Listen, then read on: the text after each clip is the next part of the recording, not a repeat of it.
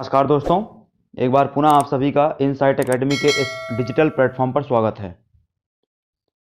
जैसा कि ये मध्य प्रदेश के इतिहास की लेक्चर सीरीज चल रही है, जिसमें अभी तक हमने जो मौर्य काल होता है, मौर्य काल मध्य प्रदेश के परिप्रेक्ष्य में बात कर रहे हैं। ठीक है, मौर्य काल को हम मध्य प्रदेश के परिप्रेक्ष्य में बात कर रहे हैं। तो मौर्य काल और मौर्योत्तर काल मतलब मौर्य काल के बाद जो वंश आए, इन सभी चीज़ों को हमने क्या किया, अभी तक देख लिया है। इसके वीडियोज अपलोडेड हैं, आप वहां जाकर के वीडियोज को देख सकते हैं। अगर वीडियोज पसंद आते हैं तो आप चैनल को सब्सक्राइब कर सकते हैं और दोस्तों के साथ शेयर कर सकते हैं।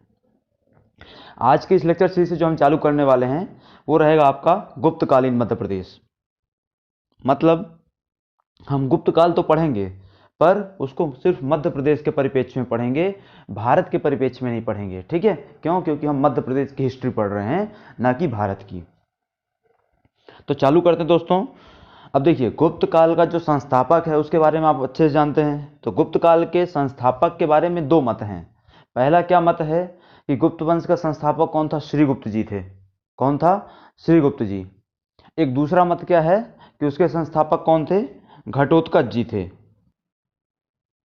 अब देखो, ऐसा क्यों है, ऐसा मतभेद क्यों आता है? तो देखो, जो सामान्य जो टेक्स्ट उपलब्ध हैं इस समय के, ठीक है, वो जो मेंशन करते हैं उसमें से आपका श्रीगुप्त के बारे में जानकारी मिलती है। मतलब जहाँ से जानकारी मिलती है वो काल किसका है? श्रीगुप्त का काल है। पर हमारे अपने मध्य प्रदेश के रीवा जिले के जो सूपिया से अभिलेख प्राप्त हुआ था, उसमें जो वंशावली दी हुई है वो किससे दी हुई है? घटोत्कच से दी हुई है। वंशावली, जीनोलॉजी जिसको बोला जाता है, वो जीनोलॉजी कहाँ से दी हुई है? घटोत्कच से दी हुई है। ठीक है, तो इसका एक मान के चल सकते हैं कि हो सकता है उसके जो संस्थापक है घटोत्कच रहे हों, या फिर जो टेक्स्ट के अनुसार है, लिखित जो साक्ष्य उपलब्ध है उसके अनुसार जाएंगे तो उसके अनुसार श्रीगुप्त हो सकते हैं। तो आपको दोनों चीज़ें याद रखनी है। अब देखते हैं इसके बारे में प्रमुख शासक कौन कौन थे जिनका मध्य प्रदेश से कुछ ना कुछ संबंध रहा है। मध्य प्रदेश में उनने कुछ ना कुछ अपना क्या है, कार्य किया अपने शासनकाल के दौरान। इसमें जो सबसे पहले आते हैं वो हैं चंद्रगुप्त विक्रमादित्य। चंद्रगुप्त विक्रमादित्य जो थे, उनने क्या किया था? मालवा पर विजय प्राप्त की थी। कब? 380 से लेकर के 415 ईस्वी के मध्य में मालवा पर विजय प्राप्त की थी। उनने अपनी राजधानी किसको बनाया था? उज्जैनी को बनाया था। उनने अपनी राजधानी उज्जैन या अवंती को बनाया था। पश्चिम में अरब सागर तक इनका क्या था? साम्राज्य विस्तृत था। इनका जो साम्राज्य था, पश्चिम में जाएंगे अगर आप तो अरब सागर तक क्या था? विस्तृत था। इनका वर्णन कहाँ से मिलता है? तो कालिदास जी के मेघदूत और मृच्छकटिकम से, शूद्रक के मृच्छकटिकम से। कालिदास के मेघदूत से और शूद्रक के मृच्छकटिकम से इनकी क्या है, जानकारी प्राप्त होती है। और इनके काल में उज्जैन शिक्षा का प्रमुख केंद्र होता था। उज्जैन शिक्षा का प्रमुख केंद्र हजारों हजार वर्ष तक रहा है। भगवान कृष्ण ने वहाँ शिक्षा प्राप्त की है, सांदीपनी आश्रम में। उस समय से उज्जैन का शिक्षा के क्षेत्र में क्या रहा है? स्थान रहा है। ठीक है, अब आता है इसमें चंद्रगुप्त विक्रमादित्य के बाद कि प्रमुख गुप्तकालीन स्थल मध्य प्रदेश में कौन कौन से हैं। ठीक है, ये चीज आपके लिए बहुत ज्यादा इंपॉर्टेंट है। ठीक है, इसमें जो पहला स्थल आता है वो क्या है आपका? उदयगिरी की गुफाएं। उदयगिरी की गुफाएं किस काल की हैं? गुप्त काल की, क्योंकि हम गुप्त काल ही पढ़ रहे हैं। और कहाँ हैं? तो विदिशा जिले में स्थित हैं। उदयगिरी की गुफाएं विदिशा जिले में स्थित हैं। ठीक है, ये जो उदयगिरी गुफाएं हैं किससे संबंधित हैं? मतलब किन चीजों की वहां पे क्या की गई है? चित्रकारी आदि की गई है। गुफाओं का संबंध किस धर्म से है? इस टाइप से है ना। तो यहाँ पे आपको बौद्ध, जैन और हिंदू तीनों धर्मों के क्या है, साक्ष्य प्राप्त होंगे। ठीक है, दूसरा है आपका तिगवा मंदिर। तिगवा मंदिर आपके कहाँ है? जबलपुर में। तिगवा मंदिर आपके जबलपुर में है। इसकी कुछ खासियत है, वो क्या है कि मंदिर के प्रवेश द्वार पर मकर वाहिनी गंगा एवं कूर्म वाहिनी यमुना की आकृतियां उकेरी गई हैं, उत्कीर्ण की गई हैं। मकर मतलब क्या होता है? मगरमच्छ, उसके समान। और कूर्म वाहिनी आकृतियां क्या की गई वहां पर? उकेरी गई हैं। और यह एक नागर शैली में बना हुआ क्या है? मंदिर है। यह क्या है? एक नागर शैली में बना हुआ मंदिर है। मंदिर निर्माण की 3 शैलियां होती हैं, आपको पता होगा। ठीक है, कौन कौन सी? नागर शैली, बेशर शैली और द्रविड़ शैली। नागर शैली संपूर्ण उत्तर भारत में क्या है? प्रसिद्ध है, प्रचलित है। उत्तर भारत के लगभग शत प्रतिशत ही बोल सकते हैं कि मंदिर किस शैली में मिलेंगे आपको, नागर शैली में मिलेंगे, कुछ एक दो छोड़ करके, ठीक है। फिर आपका जो एक तरीके से ये वाला भाग है, दक्कन वाला जो भाग है, यहाँ पर कुछ एरियाज में आपको क्या मिलेंगी, बेसर शैली मिलेगी। बेसर शैली क्या होती है, नागर और द्रविड़ का मिश्रण होती है, और द्रविड़ शैली आपको पूरे दक्षिण भारत में मिलेगी, ठीक है। नागर द्रविड़ बेसर में क्या अंतर होता है, जब हम इंडियन हिस्ट्री पढ़ेंगे तब हम उसमें मंदिर स्टाइल में क्या देखें, इस चीज़ों की चर्चा करेंगे, ठीक है। तीसरा जो स्थल है वो क्या है, नचना कुठार। नचना कुठार कहाँ है, आपके पन्ना जिले में है। और इसकी सबसे अच्छी बात ये क्या क्या है कि जहाँ जो भी मंदिर रहे गुप्त काल के, उनमें से अधिकांश मंदिर क्या हो चुके हैं आज की तारीख में, एक तरीके से खत्म हो चुके हैं, टूट चुके हैं, ढह चुके हैं, ठीक है। पर आपका जो ये नचना कुठार मंदिर है अभी भी एक तरीके से सुरक्षित खड़ा हुआ है। अगला जो मंदिर है वो है सूर्य मंदिर। सूर्य मंदिर कहाँ है, मंदसौर में, हमारे प्रदेश का एकमात्र सूर्य मंदिर है। फिर है भूमरा शिव मंदिर। भूमरा शिव मंदिर कहाँ है, आपके सतना में। भूमरा शिव मंदिर कहाँ है, सतना में है, ठीक है। और फिर है बाघ की गुफाएं, वो कहाँ है, आपके बाघ नदी के किनारे धार में। बाघ नदी के किनारे धार में आपकी बाघ की गुफाएं अवस्थित हैं। तो दोस्तों ये क्या हो गया आपके एक तरीके से गुप्तकालीन स्थल, ठीक है। अब अगला आता है गुप्तकालीन अभिलेख कौन कौन से हैं। गुप्तकालीन अभिलेख मध्य प्रदेश में कौन कौन से हैं, तो इसमें जो सबसे पहला अभिलेख आता है वो क्या है, आपका मंदसौर अभिलेख। पहला अभिलेख क्या है, मंदसौर अभिलेख। इसके बारे में जो भी पॉइंट्स हम पढ़ेंगे वो आपको सभी पॉइंट्स बहुत अच्छे से एकदम कंठस्थ कर लेने हैं। तो पहला कि जो आपका गुप्तकालीन मंदसौर अभिलेख है उसका संबंध किस गुप्त शासक से है, तो वो गुप्त शासक कौन है, सम्राट कुमार गुप्त। कौन है, सम्राट कुमार गुप्त। ये जो आपका मंदसौर अभिलेख है इसको लिखा किसने है, इसकी रचना किसने की है, तो वो कौन है, आपके संस्कृत के विद्वान वत्स भट्टी। संस्कृत विद्वान वत्स भट्टी। क्योंकि संस्कृत विद्वान वत्स भट्टी ने लिखा है तो सीधी सी बात है किस भाषा में होगा यह अभिलेख, संस्कृत भाषा में होगा। किस भाषा में होगा दोस्तों, संस्कृत भाषा में यह अभिलेख होगा, ठीक है। इसकी खासियत क्या है कि इसमें विक्रम तिथि में क्या किया गया है, समय काल को अंकित किया गया है।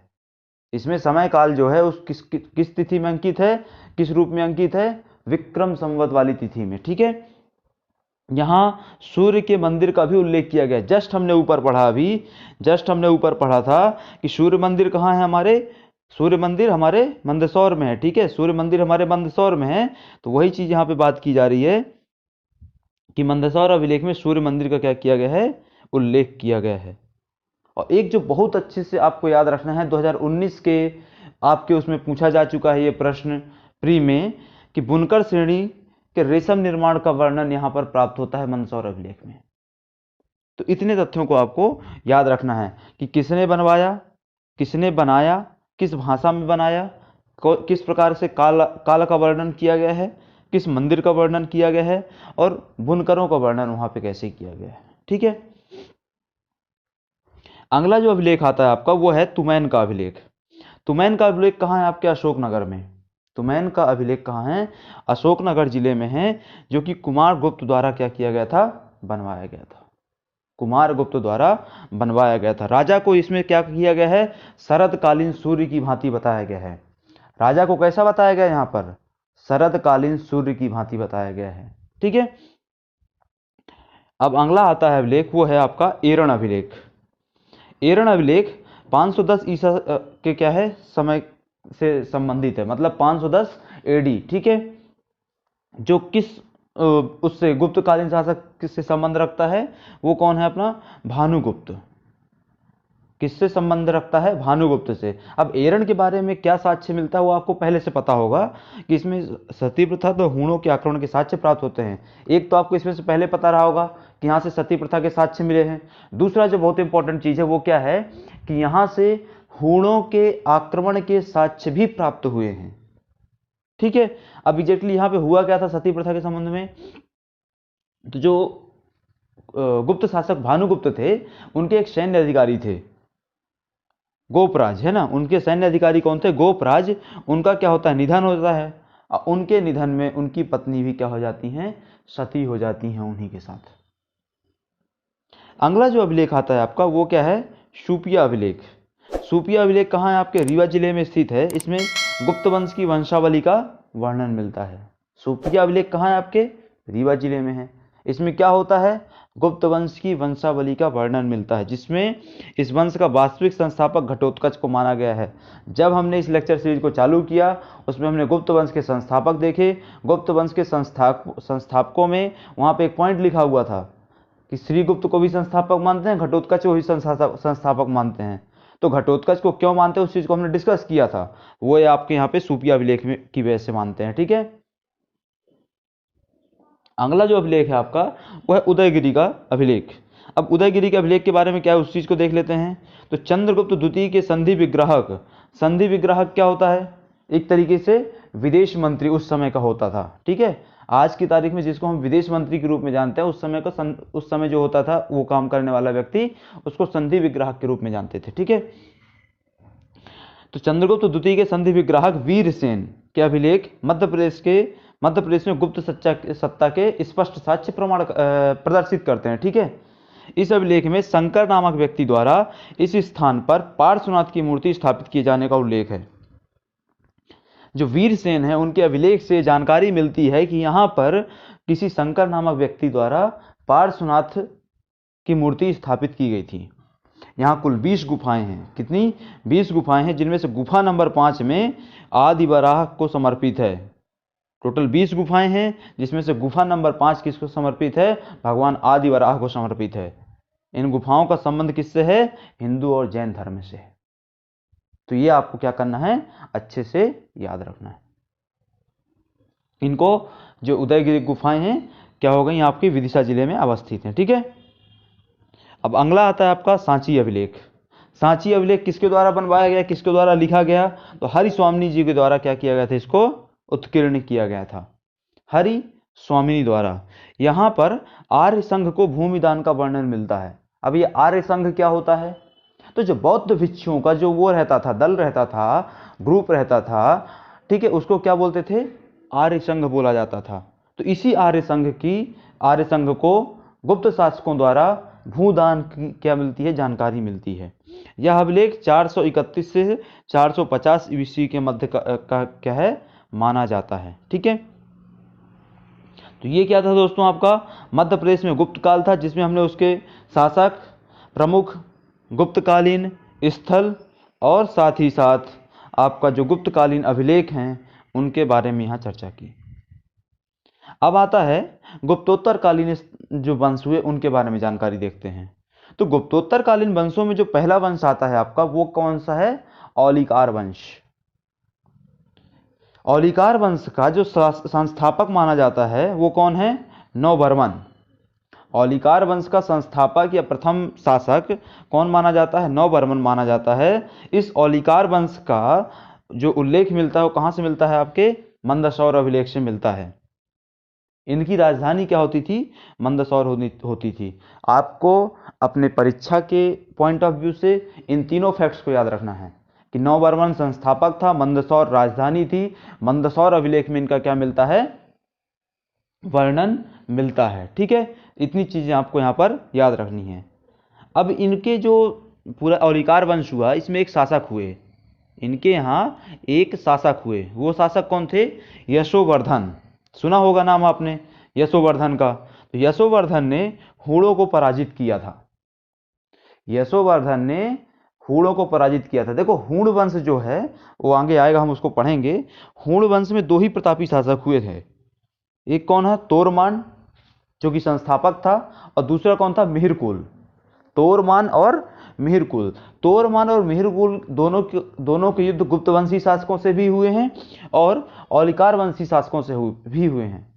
ठीक है, तो औलिकार वंशी शासक जो यशोवर्धन हुए उनने हूण वंशी शासक मिहिरकुल को क्या किया था, पराजित किया था। इस बात का प्रमाण आपको मंदसौर प्रशस्ति से मिलेगा। कहां से मिलेगा, मंदसौर प्रशस्ति से। इसको अच्छे से याद रखना है आपको। अगला जो शासक हुआ यहां पर वो कौन है, वंधुवर्मन।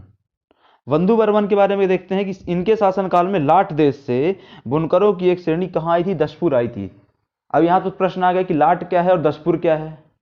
तो लाट किसको बोलते हैं? उस समय पर, उस कालखंड में अगर आप जाएंगे तो आज की तारीख का जो गुजरात है, आज की तारीख का गुजरात का जो दक्षिणी भाग है, गुजरात का जो दक्षिणी भाग है वो क्या कहलाता था? लाट प्रदेश कहलाता था। और दसपुर तो आपको पता ही होगा कि मंदसौर का पुराना नाम क्या है? दसपुर है। तो उस समय में लाट प्रदेश से बुनकर श्रेणी कहाँ आई थी? आपके दसपुर आई थी, जिसे बंधु वर्मन ने क्या दिया था? संरक्षण प्रदान किया था। इसी श्रेणी की आज्ञा से दसपुर में सूर्य भगवान का एक भव्य अद्भुत मंदिर निर्मित करवाया गया। ठीक है, तो ये काम किसने करवाया? बंधु वर्मन ने करवाया, सूर्य मंदिर बनवाने का, रेशम में बुनकर श्रेणी को संरक्षण देने का। ठीक है, अब इसमें अगला जो वंश आता है गुप्तोत्तर कालीन में, वो कौन सा है आपका? हूण वंश। जस्ट अभी हमने ऊपर डिस्कस किया था। हूण वंश में जो पहला पॉइंट आपको याद रखना है वो क्या है कि तिगिन को हूणों का प्रथम राजा माना जाता है। देखो यहां पर डाउट मत रखना बिल्कुल भी, तोरमान और मिहिर कुल क्या थे? सबसे फेमस प्रतापी शासक थे। इनका संस्थापक शासक कौन था? वो कौन था आपका? तिगिन। कौन था? तिगिन। ठीक है, फिर तोरमान के नेतृत्व में हूणों का आक्रमण क्या होता है? हमारे यहाँ पे चालू होता है। मिहिर कुल के शासनकाल में ग्वालियर दुर्ग से प्राप्त ग्वालियर अभिलेख में गोप पर्वत पर सूर्य मंदिर के निर्माण का उल्लेख है। अब देखो इनका एक शासक हुआ हूणों का मिहिर कुल, जस्ट हमने ऊपर डिस्कस किया था जब औलिकार पढ़ रहे थे यशोवर्धन के बारे में। ठीक है, तो मिहिर कुल के शासनकाल में ग्वालियर दुर्ग से प्राप्त एक ग्वालियर क्या है? प्रशस्ति है, ग्वालियर अभिलेख है। उसमें इस चीज का वर्णन किया गया है कि गोप पर्वत पर, हमारा जो ग्वालियर का किला है वो किस पर्वत पर बना है? गोपांचल पर बना है, गोप पर्वत पर बना हुआ है। उसी पर्वत पर सूर्य मंदिर के निर्माण का भी क्या किया गया है? उल्लेख किया गया है। किसमें? आपके ग्वालियर अभिलेख में। ठीक है, मंदसौर के औलिकार वंशी शासक यशोवर्धन ने मिहिर कुल को पराजित करके मालवा से क्या किया था? उसको खदेड़ दिया था। इस चीज को हमने जस्ट औलिकार वंश में पढ़ा था। अगला जो वंश आता है आपका वो क्या है? परिव्राजक वंश। कौन सा वंश है दोस्तों? परिव्राजक वंश। ठीक है, ये 5वीं शताब्दी में पन्ना जिले के क्षेत्र में क्या था? एक तरीके से प्रचलित था, वहां पे शासन किए ये लोग। ठीक है, इसमें परिव्राजक वंश के बारे में आपको दो ही चीजें याद रखनी है, इनका क्षेत्र कौन सा था, इनका संस्थापक कौन था। तो क्षेत्र क्या था इनका? पन्ना, 5वीं शताब्दी के आसपास। गुप्तोत्तर कालीन अगर हम पढ़ रहे हैं तो सीधी बात है 5वीं शताब्दी की बात हो रही होगी। और संस्थापक कौन था इनका? हस्तिन। ठीक है, इसके बाद आता है आपका उच्चकल्प वंश। उच्चकल्प वंश के बारे में आपको क्या क्या याद रखना है? तो पहला तो इनका क्षेत्र आपको पता होना चाहिए कि मध्य प्रदेश के बघेलखंड क्षेत्र में क्या थे? गुप्त वंश के क्या थे? समकालीन थे। मतलब जब देश भर में गुप्त वंश का शासक चल रहा था, उसी कालखंड में बघेलखंड क्षेत्र में आपका उच्चकल्प वंश क्या कर रहा था? शासन कर रहा था। जिसकी राजधानी क्या थी? उच्चकल्प। जिसकी राजधानी क्या थी? उच्चकल्प राजधानी थी, जिसको आज की भाषा में हम क्या बोलते हैं? सतना बोलते हैं। क्या बोलते हैं? सतना बोलते हैं। उसके संस्थापक कौन थे? ओघदेव। उच्चकल्प वंश के संस्थापक कौन थे? ओघदेव थे। जिसके प्रमुख राजा कौन थे? व्याघ्रराज, जयनाथ, जमरवाहिनी। कौन कौन थे? व्याघ्रराज, जयनाथ और जमरवाहिनी इसके संस्थापक थे, प्रमुख राजा थे। बालाघाट जिले से एक ताम्रपत्र प्राप्त हुआ है, जिससे नल वंश के शासकों की वंशावली भी प्राप्त होती है। यहीं पे एक क्या वंश प्रचलित हुआ? आपका नल वंश भी प्रचलित हुआ। नल वंश की जानकारी आपको कहां से मिल जाती है? बालाघाट से प्राप्त हुए एक ताम्रपत्र से मिल जाती है। ताम्रपत्र क्या होता है? तांबे की एक प्लेट रहेगी बहुत पतली, जिसमें कुछ ना कुछ क्या किया गया है? उकेरा गया है, लिखा गया है। वो क्या कहलाता है? ताम्रपत्र कहलाता है। ठीक है, अगला जो वंश आता है दोस्तों वो है आपका नल वंश। ठीक है, नल वंश जस्ट हमने ऊपर जो डिस्कस किया तो ये क्या था? वाकाटक वंश के शासकों के समकालीन था। वाकाटक वंश कहाँ का है आपका? एक तरीके से दक्कन प्रदेश का है। ठीक है, कर्नाटक आदि रीजन में इन्होंने क्या किया था? शासन किया था, जिनका प्रभाव हमारे मध्य प्रदेश के दक्षिणी भाग, बैतूल, होशंगाबाद, छिंदवाड़ा, बालाघाट, यहाँ पर भी देखने को मिलता है। तो उसी शासनकाल में हमारे मध्य प्रदेश के दक्षिणी भाग में नल वंशी शासक शासन कर रहे थे, जिनका उल्लेख कहां से मिलता है? आपके बालाघाट से प्राप्त एक अभिलेख से मिलता है। जस्ट हमने ऊपर डिस्कस किया था। इनका प्रमुख केंद्र क्या था? बस्तर था। बस्तर आज की तारीख में जो कहां है? आपके छत्तीसगढ़ में है। ठीक है, वहां पे इसका क्या था? प्रमुख शासन केंद्र था, जिनका संस्थापक कौन था? भवदत्त वर्मा। संस्थापक कौन था? भवदत्त वर्मा। अगला जो वंश आपको याद रखना है वो है पांडु वंश। पांडु वंश का क्षेत्र क्या था? मैकाल अमरकंटक। पांडु वंश का क्षेत्र क्या था? मैकाल अमरकंटक। और संस्थापक कौन था? जयबल। अच्छे से आपको याद रखना है। फिर आता है शैल वंश। ठीक है, फिर क्या है आपका? शैल वंश। ये 8वीं शताब्दी में महाकौशल के पश्चिमी भाग में क्या हुआ था? उदित हुआ था। अच्छे से याद रखना है, टाइम पीरियड 8वीं शताब्दी में हम पहुंच गए हैं। ठीक है, और किस क्षेत्र में? महाकौशल। महाकौशल क्षेत्र क्या होता है? जो जबलपुर के आसपास का जो क्षेत्र है वो सब क्या कहलाता है आपका? महाकौशल क्षेत्र कहलाता है। ठीक है, इसका प्रथम शासक कौन था? श्रीवर्धन। श्रीवर्धन इसका प्रथम शासक था। इस वंश के ताम्रपत्र बालाघाट से क्या हुए हैं? प्राप्त किए गए हैं, प्राप्त हुए हैं। अगला जो वंश आता है आपका वो है मौखरी वंश। मौखरी वंश का जो क्षेत्र माना गया है सामान्य तौर पर वो क्या है? बुंदेलखंड है। कौन सा क्षेत्र माना गया है दोस्तों? बुंदेलखंड है, जिसमें संस्थापक किसको माना गया है? हरिवर्मा को। संस्थापक किसको माना गया है? हरिवर्मा को। ठीक है, अन्य शासक कौन माने गए हैं? तो आदित्य वर्मन, ईश्वर वर्मन, ईशान वर्मन और अवंती वर्मन। आदित्य, ईश्वर, ईशान और अवंती वर्मन ये क्या माने गए हैं? इसके प्रमुख शासक माने गए हैं। मौखरियों की सबसे शक्तिशाली शाखा कन्नौज की शाखा थी, जिसे कान्यकुब्ज शाखा के नाम से भी जाना जाता है। ठीक है, कन्नौज का पुराना नाम क्या है? कान्यकुब्ज है। कान्यकुब्ज है कन्नौज का पुराना नाम। ठीक है, जो हमारे उसमें धर्म ग्रंथों में भी क्या है? उल्लेखित है। ठीक है, तो मौखरियों की कई शाखाओं में से जो कान्यकुब्ज शाखा थी, कन्नौज की शाखा थी, उसको सबसे शक्तिशाली शाखा माना गया है। ठीक है, बाद के वर्षों में इनके शासन क्षेत्र का विस्तार पूर्वी निमाड़ और असीरगढ़ में भी हुआ था। पूर्वी निमाड़ क्या कहलाता है आपका? खंडवा कहलाता है। और असीरगढ़ क्या कहलाता है आपका? बुरहानपुर कहलाता है। ठीक है, तो यहां भी इनका क्या हुआ था? विस्तार हुआ था। अब अगला जो वंश आता है आज की इस लेक्चर सीरीज में और गुप्तोत्तर कालीन में आखिरी वंश, वो क्या है? मैत्रक वंश। मैत्रक वंश का प्रमुख शासक कौन था? शिलादित्य, धर्मादित्य, बालादित्य। ठीक है, कौन कौन था? शिलादित्य, धर्मादित्य, बालादित्य। चीनी यात्री ह्वेनसांग के विवरण से पता चलता है कि मैत्रक वंश के शासकों ने अपने शासन का विस्तार कहाँ किया था? पश्चिम मालवा तक किया था। हमारे लिए इंपॉर्टेंट चीज सिर्फ कितनी ही 2 चीजें। पहला कि मैत्रक वंश का संबंध किससे है? किस क्षेत्र से है? मालवा क्षेत्र से। और दूसरा कि इनका वर्णन कहाँ मिलता है? तो इनका वर्णन किसके द्वारा किया गया है? ह्वेनसांग द्वारा किया गया है। ठीक है, इनका वर्णन किनके द्वारा किया गया है? ह्वेनसांग के द्वारा किया गया है। अब जैसे ही पता चला आपको कि इनका वर्णन किसके द्वारा किया गया? ह्वेनसांग के द्वारा, वैसे ही आपको टाइम पीरियड भी पता चल गया होगा। क्यों? क्योंकि आपको पता है कि ह्वेनसांग किसके टाइम पीरियड में भारत आया, जब यहाँ पे किसका शासन था भारत में? भारत के बड़े भूभाग में। वो कौन था? राजा हर्षवर्धन का। राजा हर्षवर्धन का शासन था यहाँ पर। और राजा हर्षवर्धन का शासन कब था आपका? 7वीं 8वीं शताब्दी में। ठीक है, तो इस प्रकार से हमको टाइम पीरियड को क्या करना है? एक तरीके से पता कर लेना है।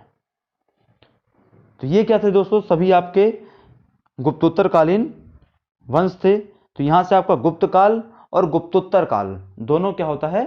समाप्त होता है। अगले लेक्चर में आगे के पोर्शन के साथ हम मिलेंगे। इसको आज यहीं समाप्त करते हैं। मिलेंगे आपसे अगले वीडियो में। तब तक के लिए आप सभी का धन्यवाद।